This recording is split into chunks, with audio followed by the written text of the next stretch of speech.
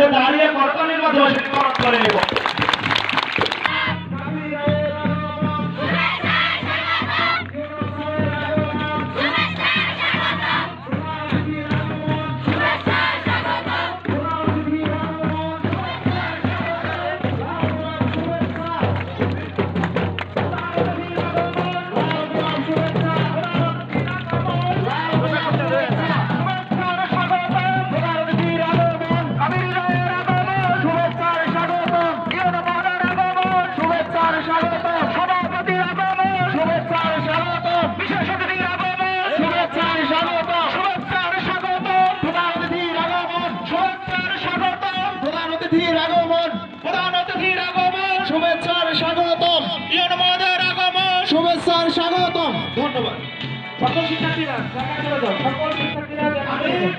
বিদ্যালয়ের সভাপতি, বিদ্যালয়ের আজকের অনুষ্ঠানের সম্মানিত বিশেষ অতিথি মহোদয়, প্রতিষ্ঠাতা বিদ্যালয়ের প্রতিষ্ঠাতা বিদ্যা হাসপাতাল মহোদয় ক্যাশ করে দিবে।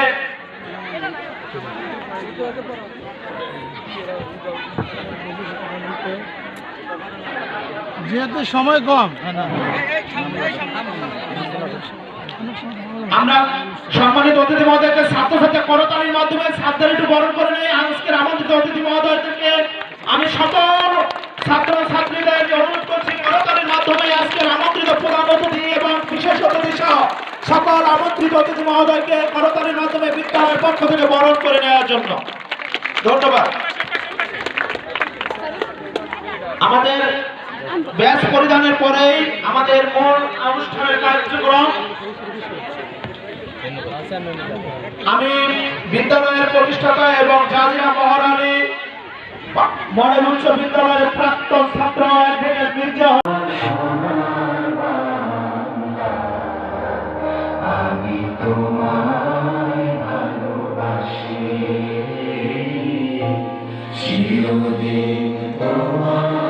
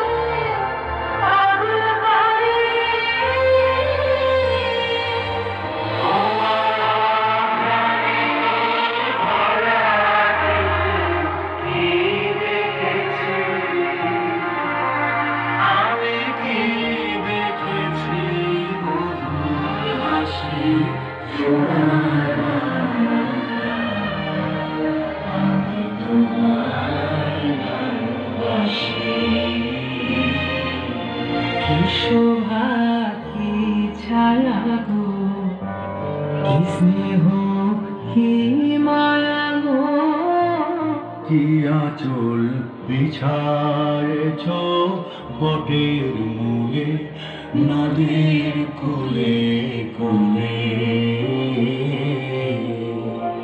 মাতৃর বাণী আমার কানে লাগে সুধার মতো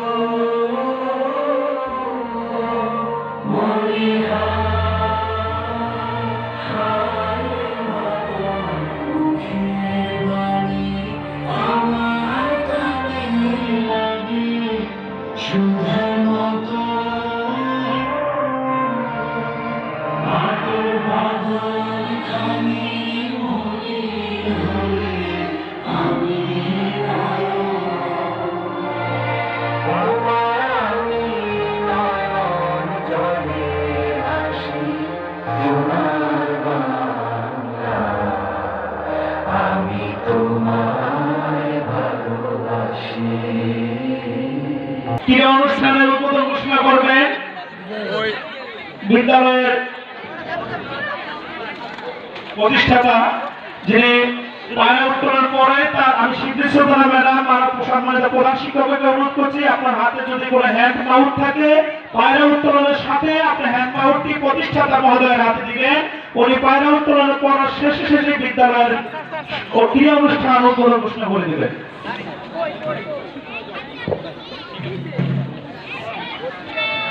সকল ছাত্রছাত্রী এবং স্কাউট প্রতিনিধি দল এবং আমন্ত্রিত অতিথি মহোদয় আপনারা দাঁড়িয়ে আমাদের অতিথি মহোদয় দাঁড়িয়ে আমাদেরকে পায়রা উত্তোলন করতেছেন, আমরা তাদেরকে সম্মানার্থে দাঁড়িয়ে করতালির মাধ্যমে সেটি গ্রহণ করে নেব।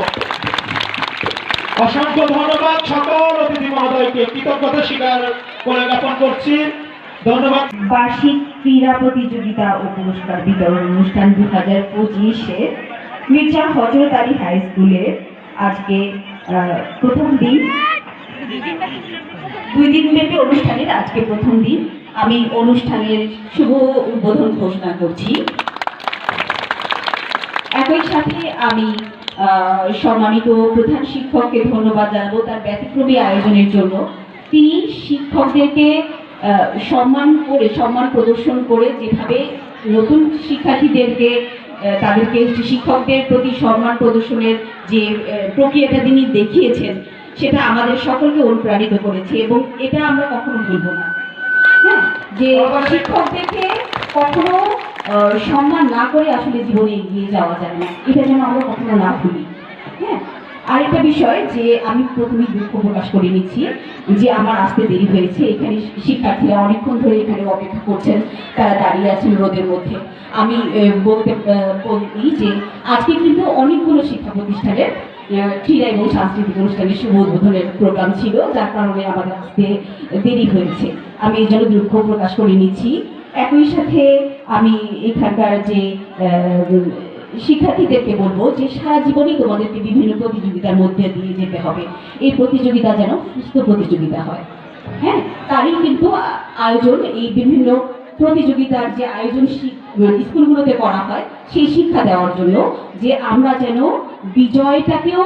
বিজয়ের জন্য চেষ্টা করি, জয়ী হওয়ার চেষ্টা করি এবং হচ্ছে যে জয়ী হলে সেই জয়টাকে জয়ে আমরা গর্বিত হই, কিন্তু অহংকার যেন না করি। একই সাথে আমরা যারা পরাজয় বরণ করব তারা যেন এই পরাজয়ের যে ভুল ত্রুটি সীমাবদ্ধতাগুলোকে স্বীকার করে নিয়ে এখান থেকে শিক্ষা নিয়ে আমরা যেন ভবিষ্যতের যে প্রতিযোগিতার জন্য নিজেদেরকে প্রস্তুত করতে পারি, সেই শিক্ষা যেন আমরা এই প্রতিযোগিতাগুলোর মধ্যে থেকে নিই।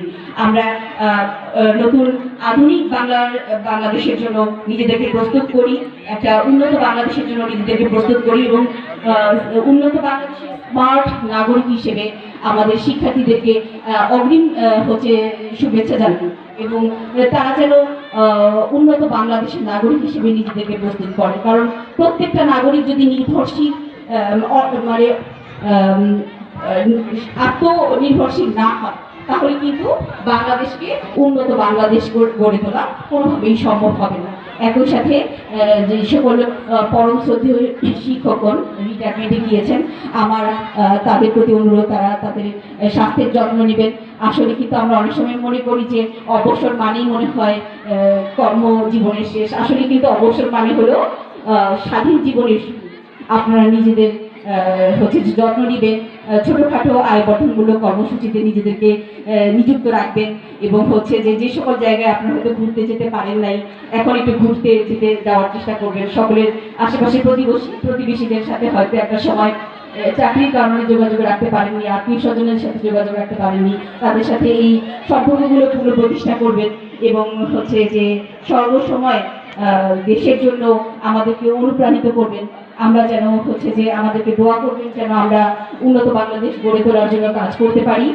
আজকের অনুষ্ঠানে উপস্থিত এছাড়া বিশেষ অতিথি ছিলেন মোহাম্মদ সিরাজউদ্দৌলা, জনাব মোহাম্মদ খায়রুল ইসলাম, উপস্থিত আছেন মোহাম্মদ লুৎফর রহমান খলিফা, চেয়ারম্যান বড়কান্দি ইউনিয়ন পরিষদ, উপস্থিত আছেন অ্যাডভোকেট রাশিদা মির্জা, জনাব আব্দুল জলিল মাকবর, এম সিরাজুল ইসলাম সর্দার, মোহাম্মদ আতুর রহমান ব্যাপারী, উপস্থিত আছেন মোহাম্মদ দলিল উদ্দিন মাকবর।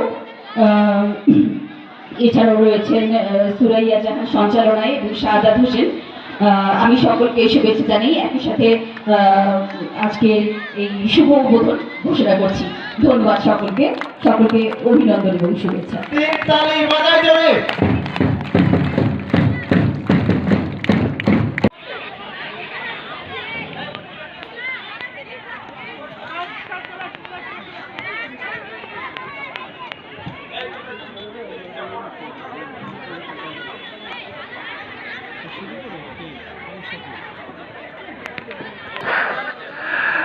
আমি এ পর্যায়ে এখন আমাদের অ্যাডভোকেট মির্জা হরজত আলী, যিনি জাজিরা মোহর আলী, তার সেই আদর্শবাদ আমিনুদ্দিন স্যার, প্রাক্তন প্রধান শিক্ষক সরকারি জাজিরা মডেল মোহর আলী শিক্ষক, এই তিনজন শিক্ষাগুরু মহোদয়কে আপনি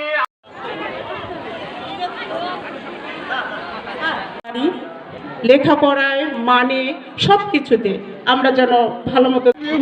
একদা প্রভাতে গিয়া দেখেন বাদশাহ শাহজাদা এক পাত্র হস্তে নিয়া ঢালি দিচ্ছে বাড়ি গুরুর চরণে। পুলকিত হ্রদে আনন্দ নয়নে শিক্ষক সে মুছে সব করিতেছে সাফ সঞ্চারী অঙ্গুলি। শিক্ষক মৌলবী ভাবিলেন আজি নিস্তার নাহি, যাই বুঝি তার সবই। দিল্লিপতির পুত্রের করে লইয়াছে জল চরণের পরে। স্পর্ধার কাজ হেন অপরাধ কে করেছে কোন কালে। ভাবিতে ভাবিতে চিন্তার রেখা দেখা দিল তার ভালে। হঠাৎ উঠি ভাবি কহিলেন আমি ভয় করি না কো, যায় যাবে শির টুটি। আমি শিক্ষক শ্রেষ্ঠ সভার, দিল্লির প্রতি সে তো কোন ছাড়। ভয় করি না কো ধারে না কো ধার, মনে আছে মোর বল। বাদশাহ সুধালে শাস্ত্রের কথা শোনাবো অনর্গল। যায় যাবে প্রাণে তাহে, প্রাণীর চেয়েও মান বড়, আমি বুঝাবো শাহের শাহে।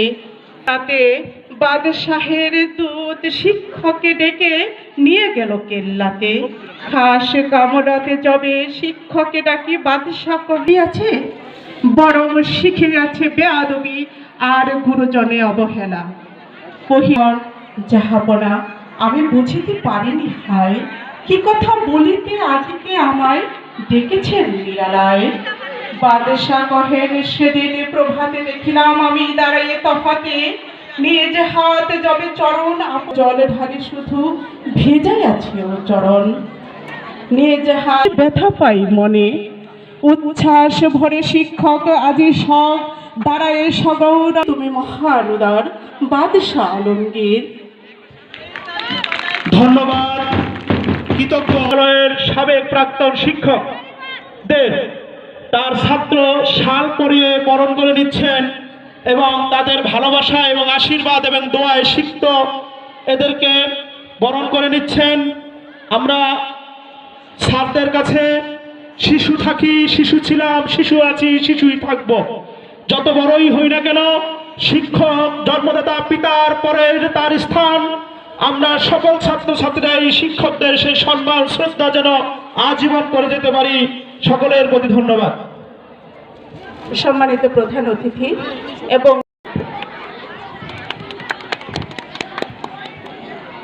আজকের এই বার্ষিক ক্রীড়া সাংস্কৃতিক প্রতিযোগিতা এবং সংবর্ধনা অনুষ্ঠানের দুদিন অনুষ্ঠানের প্রথম দিনে আমাদের মাঝে আমাদের জাজিরা ইউনো মহোদয়, উপজেলা নির্বাহী অফিসার, একজন মেধাবী চৌকস এবং একজন সেরাবাগীর সুন্দর মানুষ আজকের অনুষ্ঠানে প্রধান অতিথির আসন অলঙ্কৃত করে তার মূল্যবান সময় থেকে আমাদের কিছু সময় দিয়ে আমাদেরকে গৌরবান্বিত করেছেন, কৃতার্থ করেছেন। সেজন্য আমি তাকে ব্যক্তিগতভাবে আমার শিক্ষক মণ্ডলীর পক্ষ থেকে এবং আমাদের এই ছাত্রছাত্রী এলাকাবাসীর পক্ষ থেকে আন্তরিক ধন্যবাদ এবং অভিবাদন জানাই।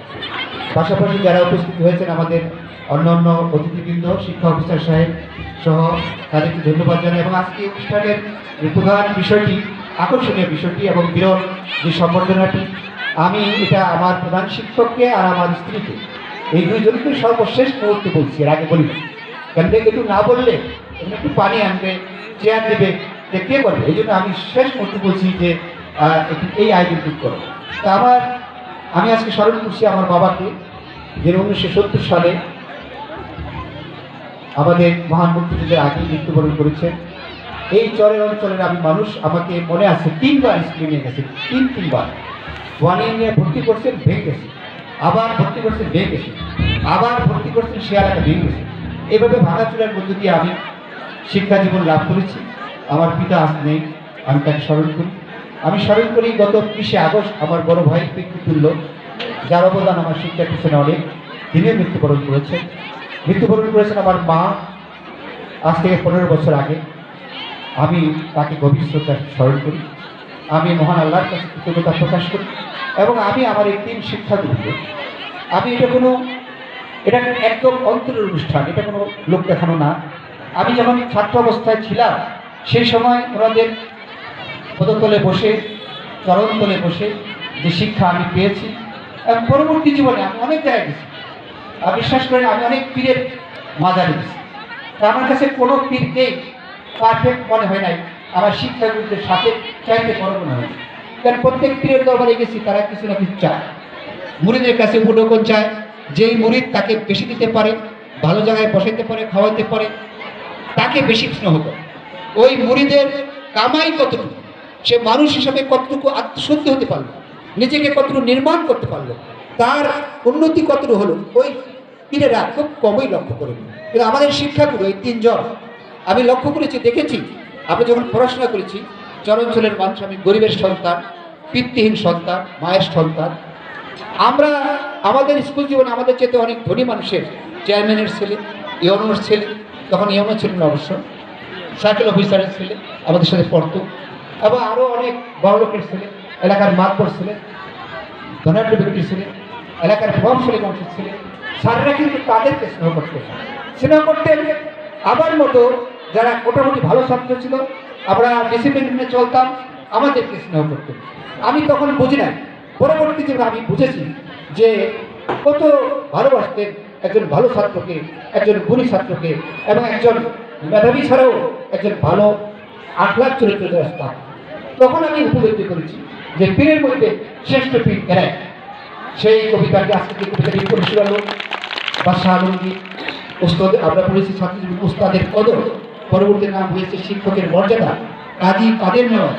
এই কাজী কাদের নওয়াজের ভাইয়ের ছেলে আমার সাথে আমার ভালো সম্পর্ক, ভালো বন্ধুত্ব, আবার একসাথে ঢাকাতে কবিতা চর্চা করি। তা আমি এই কবিতাটি আমার মুখস্থ, আমার প্রধান শিক্ষক চমৎকারভাবে এই কবিতাটি চয়ন করে আজকে আবৃত্তি করেছেন। আমি শুধু এটুকু বলতে পারবো, স্যার আপনারা 3 জন আজকে এসেছেন, আপনারা 3 জন এসে আমি আপনাদের জন্য উত্থাপন করতে পারছি, এটা আমি মনে করি আমার জীবনের শ্রেষ্ঠ কাজ। আমি যত ইবাদত বন্দী করেছি, আল্লাহর হুকুম পালন করেছি মাত্র, কিন্তু আমি এই কাজটি আপনারা আমাকে করার সুযোগ দিয়েছেন, আমাকে অ্যালাউ করেছেন। এজন্য আপনাদেরকে আমি আবারও আমার অন্তরের অন্তঃস্থল থেকে মোবারকবাদ জানাই, কৃতজ্ঞতা জানাই, ধন্যবাদ জানাই। স্যার দোয়া করবেন। আমার স্যার ইব্রাহিম স্যার অসুস্থ, তিনি ক্যান্সার আক্রান্ত, 3 জনের বয়সের ভারে আজকে পর বৃদ্ধ। আমি আপনাদের কাছে আর কিছু চাই না, আমার জন্য দোয়া চাই, এবং আমার চাইতে আমার জন্য না হোক, এই শিক্ষা প্রতিষ্ঠানটি স্যার দোয়া করবেন, কারণ এই শিক্ষা প্রতিষ্ঠানটি যা থানার মধ্যে একটি শ্রেষ্ঠ শিক্ষা প্রতিষ্ঠান হিসেবে পরিণত হতে পারে। আমার অনেক কথা আজকে মনে আসতেছে, কিন্তু আবেগ আমাকে কেমন যেন উঠলে উঠতেছে, আমি কথা বলতে পারবো না। আপনারা জানেন আমি জীবন ধরেই আমি কথা বলে আসতেছি, মাঠে ময়দানে যে কোনো সব জায়গায়। আজকে আমাকে ক্লান্তি লাগতেছে, ইচ্ছা করতেছে যে আপনাদের যদি আরও আমি সেবা করতে পারতাম। আপনারা আমাকে সে সুযোগ দিলেন না, তাড়াহুড়া করলেন না, তাড়াহুড়া করলেন। আমি চাইছিলাম আপনাদের চরণ জীবন ধুয়ে দিয়ে, ছোট্ট তেল দিয়ে মেখে আপনাদের জুতো বুঝে আমি পরিয়ে দিয়ে আপনাদের সালাম করবো, সেই সুযোগটা আপনারা আবার দেন না, আপনাদের প্রাধান্যতা আমাকে করতে দেয় নাই। যাই হোক, তবে আপনাদেরকে ধন্যবাদ জানাই।